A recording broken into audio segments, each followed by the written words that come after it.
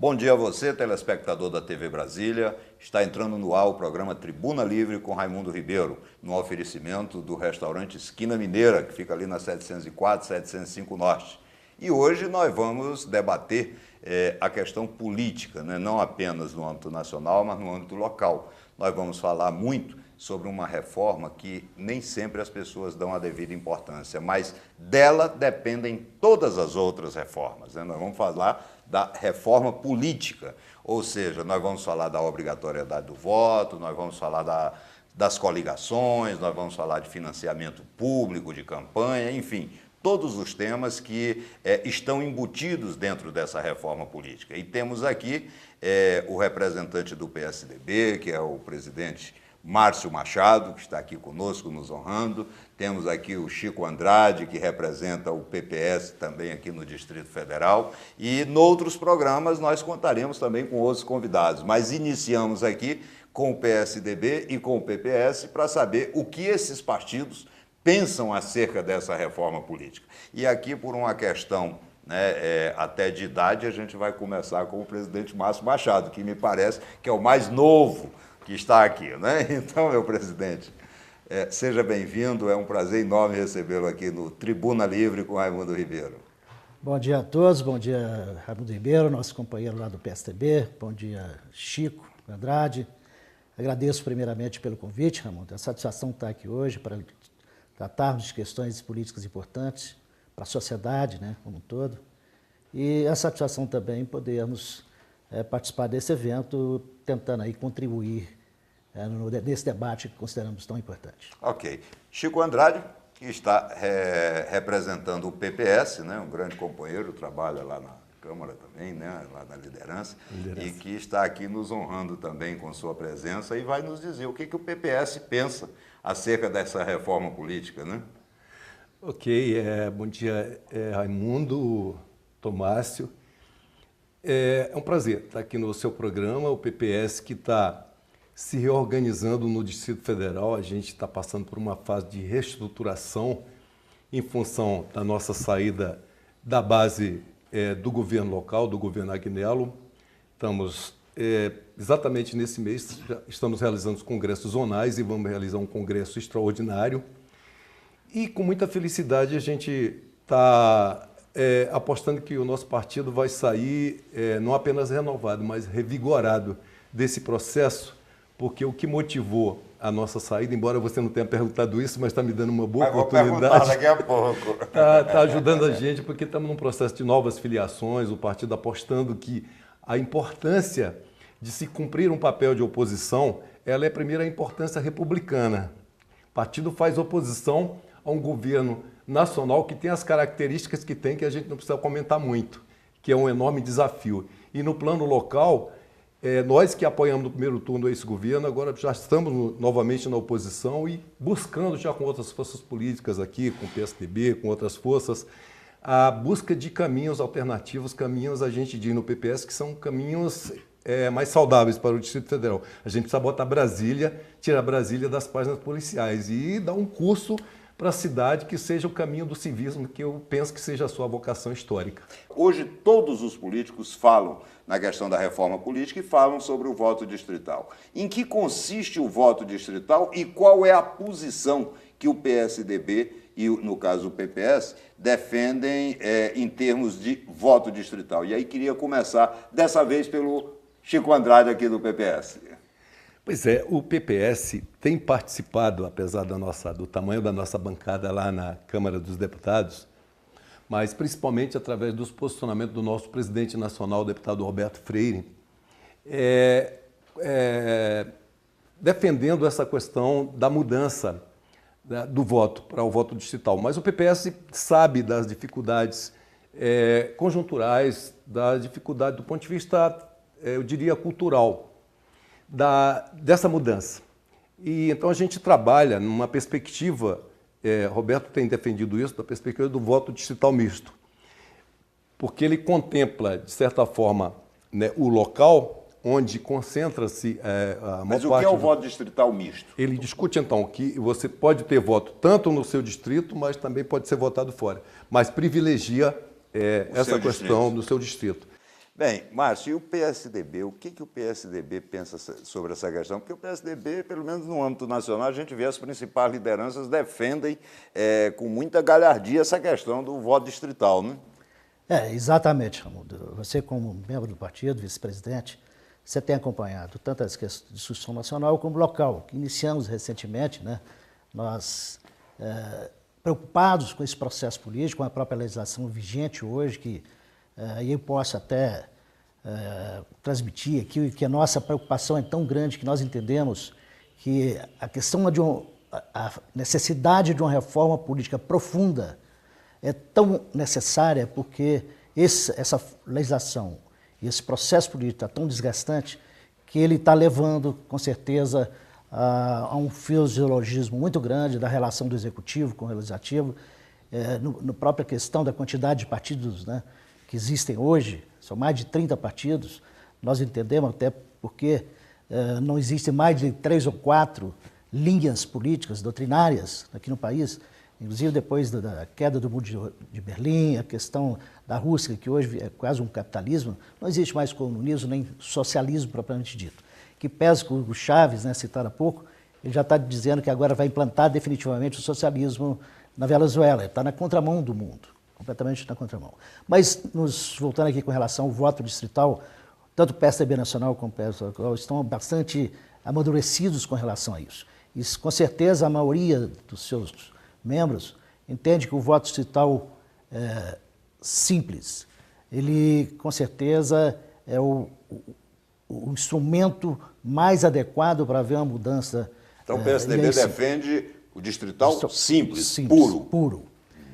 Há uma linha que defende o voto distrital misto também, com certeza existe, como qualquer agremiação é dessa forma, mas a maioria pensa no voto distrital simples. E aí sim, nós entendemos que, à medida que haja uma definição dos distritos, né, que poderão eleger o seu representante ou na Câmara Legislativa, ou nos vereadores, ou nas câmaras estaduais, aí sim a comunidade passa a conhecer o seu representante. Há uma proximidade maior, muito né? forte, porque na medida que, com a legislação vigente hoje, quando um deputado, no caso, vamos nos restringir ao Distrito Federal, um deputado sai catando voto em todas as áreas aqui do Distrito Federal, ele não se identifica nem se assume compromisso com nenhuma dessas comunidades que lhe dão o voto. Solto, né? Solto. Então, essa representação fica muito mais forte e aí sim, ele passa a ter o compromisso com aquela comunidade e o voto distrital ele vai dividir o Distrito Federal em determinados distritos eleitorais. E aí sim, essa comunidade poderá, na próxima eleição, cobrar daquele que ele elegeu. Então, identifica com mais facilidade o seu representante. Representante né? é aquele que vai representar nas câmaras. Bem, mas vamos aproveitar essa partezinha final, né, desse bloco para a gente falar sobre a questão aqui do Distrito Federal, né? Quer dizer, o PPS apoiou a candidatura de Agnello Queiroz e depois saiu do governo, ou seja, rompeu com o governo. Diferentemente, o PSDB não apoiou o governo que aí está e se mantém na oposição. Mas ambos têm um ponto em comum. Ambos perderam parlamentares.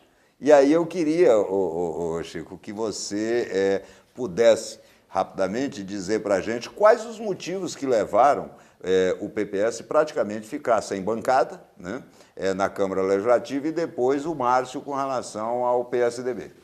Ótimo. Essa pergunta ela é muito interessante. O PPS, às vezes a gente está na rua conversando com as pessoas em campanha e pergunta, olha, o PPS entra em governo e sai, entrou no governo Cristóvão, saiu, no governo do PT no Distrito Federal, depois entrou para o governo Arruda, saiu, e entrou para o governo Agnello, apoiou desde o início e saiu. A gente tem dito o seguinte, eu particularmente digo assim, que eu acho que isso é uma virtude, porque isso faz parte do processo de educação política. Nós apoiamos não uma pessoa, mas apoiamos um projeto, e aquele projeto não se cumpre. É natural que a gente, né, não se sentindo contemplado politicamente... Então o projeto é Novo Caminho, né? Novo Caminho. Se desvirtuou, perdeu o caminho, perdeu o rumo. E mais do que isso, Raimundo e doutor Márcio aqui, O PPS tem lutado historicamente, nós vimos do antigo Partido Comunista, em 92 a gente se transformou em PPS. A gente tem a ideia da radicalidade democrática, a ideia da transparência no uso dos recursos públicos, da decência, da busca da ética e, lamentavelmente, os governos do Distrito Federal vêm se sucedendo em escândalos. E a gente tem a obrigação de procurar contribuir de forma pedagógica para a população então, encontrar outros caminhos. O PPS se manteve fiel ao programa que foi defendido por ocasião da campanha. O governo é que se desviou desse programa. Mas por que, então, que os parlamentares, me parece que foram 2 parlamentares, foram eleitos pelo PPS? Isso, não é isso? 2. Por que os 2 parlamentares continuaram na base do governo e o PPS saiu? Exatamente essa questão se dá dessa maneira. Os 2 parlamentares, a gente teve todo um processo de debate interno, tentando convencer os parlamentares de que a posição que parte dos militantes do Distrito Federal e da direção nacional do partido tinha orientado para o partido se afastar da base, justamente por essas razões que eu acabei de mencionar. Quiseram. E os parlamentares não quiseram sair, alegando que estavam muito bem, que seus projetos que estão desenvolvendo do governo são importantes e que, enfim, a visão que nós percebemos por parte dos parlamentares e, sobretudo, do deputado Alírio Neto, é que é uma visão mais apegada à questão que nós chamamos do patrimonialismo, né? Tá na visão cargo. Cargos. No governo, e como o PPS tem um histórico de não estar muito preocupado com cargos, o Roberto diz isso, nosso presidente nacional, olha, nós botamos para fora um ministro de Estado, na época do companheiro Ciro Gomes, que era do nosso partido, era ministro, e quando, na época do governo Lula, que quis cooptar parte da nossa bancada, nós não tivemos problema, sai. Nós não estamos aqui para isso. O partido continua, né? O partido continua, às vezes o partido começou lá na Constituinte com 3 parlamentares. E a gente perde parlamentares e volta para a rua e diz, nosso papel aqui é oposição por essas e essas razões. Até porque, constitucionalmente e do ponto de vista eleitoral, a população deixou para nós aquele papel de fazer oposição. E é um papel que tem que ser honrado, imagine. Claro. A luta, a democracia, do nosso ponto de vista, se sustenta fundamentalmente pela alternância no poder. Imagine se a gente fica com um partido só, 18, 20 e tantos anos no poder. Acho que estamos cumprindo, antes de mais nada, um papel pedagógico, que a população certamente vai reconhecer. Márcio, apesar de o PSDB não ter apoiado o governo Aguinaldo, mas o PSDB também perdeu parlamentares. Quer dizer, o resultado foi o mesmo. O que houve, Márcio? Eu volto sempre à questão da reforma política. Eu acho por isso que a reforma política é talvez a reforma mais importante que nós devemos passar. No caso específico aqui, é até uma questão interessante, né, como é que as coisas acontecem na política. O PSDB participou de um processo eleitoral apoiando primeiramente o governador Roriz, contra justamente o atual governador que ganhou as eleições, que é o governador Agnello. E veja bem, dos parlamentares que participaram apoiando essa coligação do governador Roriz, foram 11 eleitos, 11 candidatos eleitos. Desses 11, 8 estão na base do governo Agnello. Veja bem, quer dizer, como é que dá para entender o projeto contrário? Exatamente, tinham dois projetos antagônicos, né? Projetos completamente antagônicos, de proposta de gestão, de governo. Entretanto, aqueles que apoiavam um projeto, 8 deles migraram para a base do governo Agnello. E, aliás, contrariando a orientação partidária. Abrindo parênteses, um governo totalmente desastroso. Como que esses parlamentares que foram eleitos com um projeto, defendendo um projeto, uma proposta para o Distrito Federal, migraram para um apoio a um projeto completamente diferente e com esse desastre dessa gestão do governo Agnello, continua lá apoiando. Como o próprio PPS, aqui o Chico disse, tinha um projeto, por isso que o PPS resolveu apoiar. Entretanto, logo no primeiro ano, viram que esse projeto era furado, né? Completamente diferente daquele pensamento do PPS. E você, Márcio, colocou aqui fora, né, do ar um dado que é muito interessante e eu acho que vale como recado para a Câmara Legislativa, né? Exatamente. Eu acho que esse dado que nós conversamos, eu acho que ele serve perfeitamente como exemplo da política, como é que estão fazendo política. O governo Agnello, ele tem a aprovação da população de apenas 8%. Então, 8%. 8%. Quer dizer, de 100 pessoas ouvidas, só 8 acham que esse governo De é... cada 100 pessoas, somente 9% apoiam este governo. Certo. Entretanto, na Câmara Legislativa, onde que tem o representante do povo, tem justamente o inverso. 90% dos parlamentares, ou seja, 21 parlamentares, apoiam esse governo que está aí fazendo essa gestão desastrosa, que a população está desaprovando. É preciso que aí os parlamentares dessa base, dessa aliança que se fez, expliquem à população por que estão apoiando o governo. É isso que a população não está entendendo. Isso é um dado muito importante, eu acho que vale como recado para a Câmara Legislativa. A Câmara Legislativa precisa entrar em sintonia com a população. Tem a ver a ressonância, né? Tem que haver uma correspondência do que pensa o eleitor e do que pensa o seu representante, que foi eleito, mesmo sendo da base do governo, para fiscalizar os atos do governo.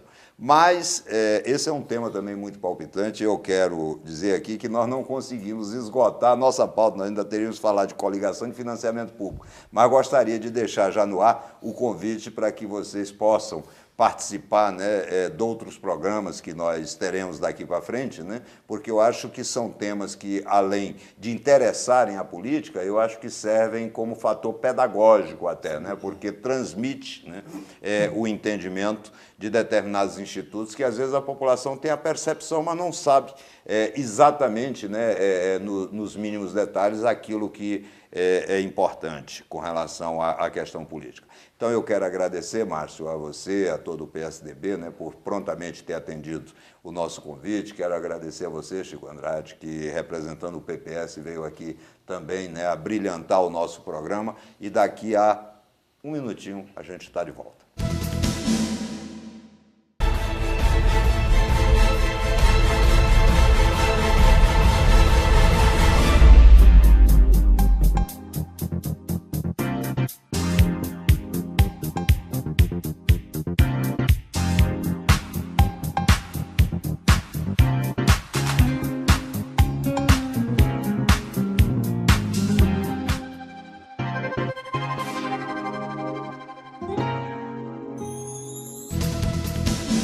Estamos de volta agora com Tribuna Livre e temos aqui João Eduardo Zisman, Luiz Solano, né, e vamos falar sobre um tema que não sai de pauta, né, quer dizer, pelo menos até o final do ano nós vamos continuar falando sobre o julgamento do século que está ocorrendo no Supremo Tribunal Federal, é o julgamento do mensalão do PT. Né, esse julgamento que recentemente, nessa semana, nós tivemos aí a condenação do chamado núcleo político, né? O Supremo condenou o ex-ministro, né, chefe da Casa Civil, José Dirceu, condenou também o ex-presidente do PT, José Genuíno, e condenou também Delúbio Soares. Né? Marcos Valério é condenado em todas, né? Esse acerta em todas, mas houve essa condenação e, evidentemente, que isso traz, né, uma repercussão enorme na vida política, né, do país. E temos aqui o João Eduardo e o Luiz Solano e vamos comentar um pouco sobre isso, né? Vamos começar aqui pelo João Eduardo. João, essa condenação do José Dirceu, ex-ministro, chefe da Casa Civil do governo Lula, quer dizer, a eminência parda do governo Lula, contamina mesmo o governo Lula? Ou seja, o governo Lula foi um governo corrupto, é isso? Olha, afirmar como todo governo foi corrupto seria talvez um pouco exagerado, mas que o núcleo duro do governo, quem geria e quem administrava, foi comprovado e agora julgado, que eles são... Que agora não é mais matéria de jornal, não, é uma decisão judicial. Decisão. Agora tem que recorrer ou para a OEA, como alguns querem, ou então para o Papa, né? Agora não tem Mas mais, o Papa eu acho que não vai se meter nessa história, o Papa não vai querer se meter nisso. Mas, enfim... Está comprovado, e aqui nós já vimos cantado essa bola, que o PT está carimbado com o partido do mensalão. Aquilo que até então não se existia, né, se dizia que não existia... o ex-presidente Lula vive dizendo por aí que isso não existia. Né? Aquilo era invenção da oposição, invenção dos outros. Isso aí foi comprovado. Os delitos foram amplamente comprovados e o julgamento... É pena que não foi por unanimidade, né? É uma questão... que ainda está difícil de digerir. Aliás, você falou que não foi por unanimidade, e aí eu queria perguntar ao Solano. Eu tenho conversado com vários setores da política e também do mundo jurídico, né?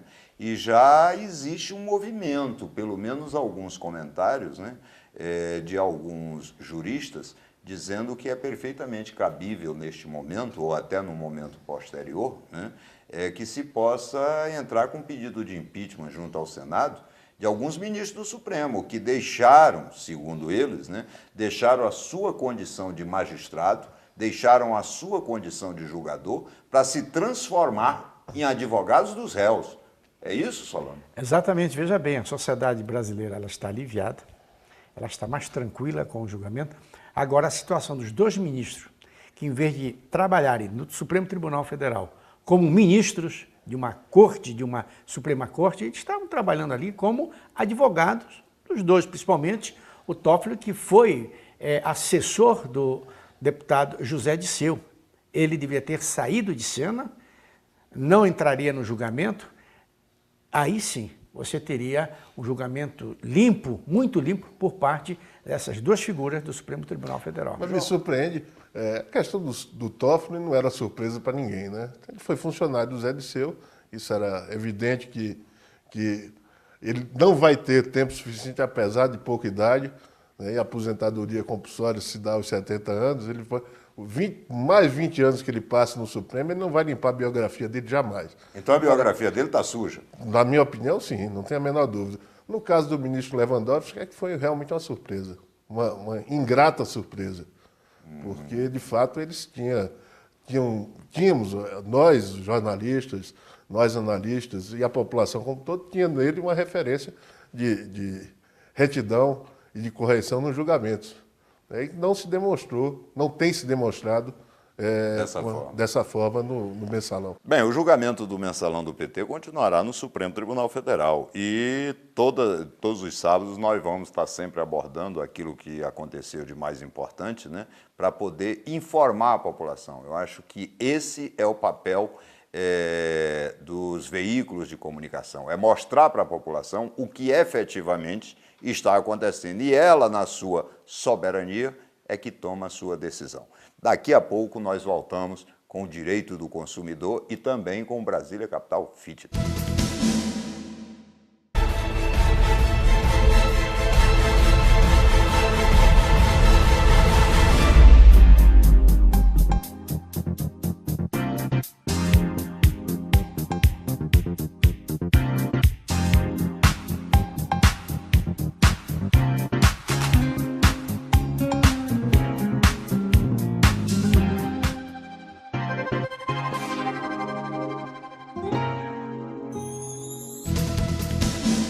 Estamos chegando agora aqui no Centro de Convenções, onde está sendo realizado o Brasília Capital Fitness, que começou dia 4 de outubro e vai até o dia 7. Mas é um evento que reúne aproximadamente 80 mil pessoas. E vamos ver o que está acontecendo lá dentro. Vamos comigo!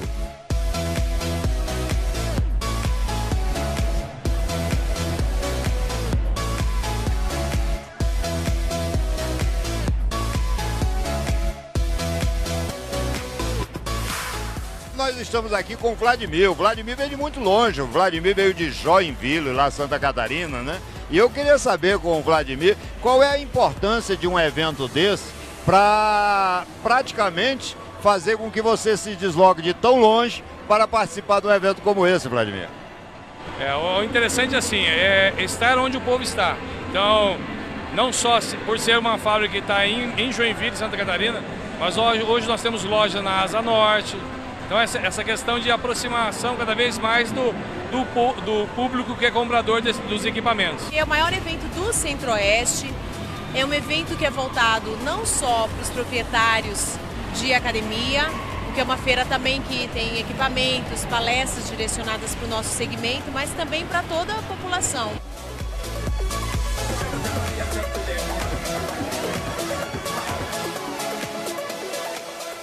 A gente procura trazer novidades para apresentar aqui na feira. Então os produtos novos sempre são apresentados aqui? São apresentados aqui, sim, que é essa coleção de meio de ano, né, de virada. Eu sou um estreante no Brasília Capital Fitness. Estou aqui A empresa tem apenas 7 meses, com a parceria aí do Fábio Padilha, estamos estreando e está sendo muito bom.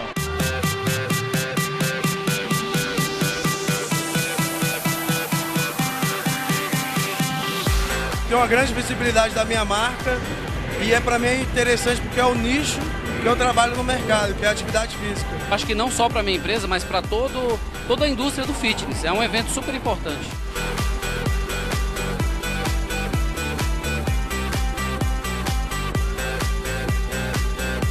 Brasília cada vez mais se tornando um ícone agora na atividade física, né? Um evento desse tamanho, né, desse porte todo, só tem a engrandecer a todo o mercado de atividades físicas daqui de Brasília.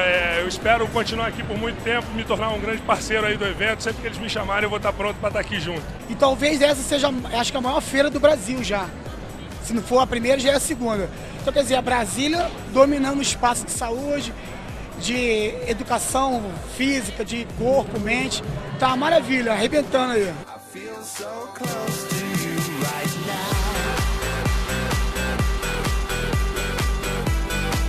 Você que nos acompanhou nesse giro aqui no Centro de Convenções, para a gente ver o Brasília Capital Fitness, agora é a hora do encerramento. E o encerramento não poderia ser melhor com esse fecho de ouro, com essa música maravilhosa e esse grupo que está dançando aí atrás. Muito obrigado.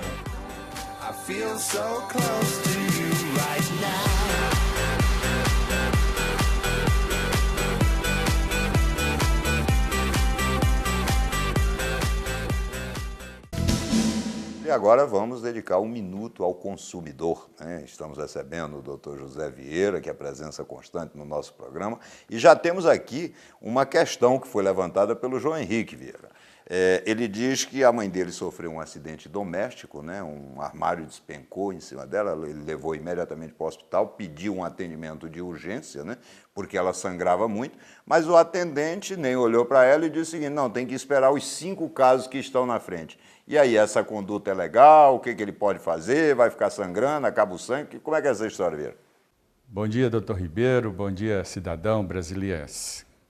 Na verdade, esse caso do João Henrique é classificado pela Lei 12.653 de urgência.